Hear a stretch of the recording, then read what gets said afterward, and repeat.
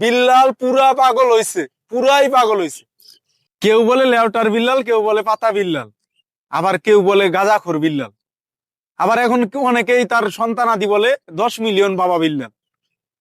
তো বিল্লাল তো সবারই বাবা, অনেক তার সন্তান, অনেক তার সন্তান হয়েছে। বাংলাদেশে বেশিরভাগই তার সন্তান, কন্টেন্ট ক্রিয়েশন জগতে যারা আছে।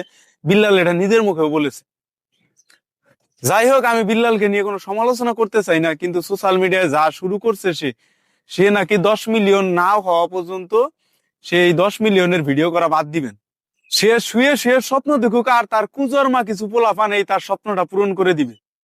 হয়তোবা পূরণ হবে কিনা জানি না আমি, কিন্তু সোশ্যাল মিডিয়ার লোক তাকে কিন্তু অনেক পছন্দ করে, তার মানবিক কাজ আমি নিজেও পছন্দ করি। কিন্তু তারপরেও অতি দুঃখের সহিত আজকে বলতে হচ্ছে, কারণ তার জন্য তার কিছু কুসন্তান সোশ্যাল মিডিয়াটাকে আগুনের ট্রেন্ডিং ভিডিও বানিয়ে সোশ্যাল মিডিয়াটাকে একদম নষ্ট করে ফেলছে। তো এরকম কুসন্তানের বাবা যেন কেউ না হন, সুসন্তানের বাবা হন। তার সন্তান আদির জন্য আজ সোশ্যাল মিডিয়াতে ঢোকা যায় না, আগুনের ভিডিও বানিয়ে এত পরিমাণ ভিডিও বানাইছে, কি আর বলবো, গালি তো দিতে পারি না।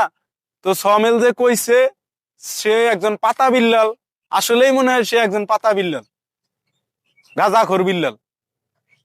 মানবিক কাজ ভালো লাগে, কিন্তু সোশ্যাল মিডিয়ায় যে ইদানিং যা করতেছে বিল্লাল, বিল্লাল আসলেই পাগল হইছে।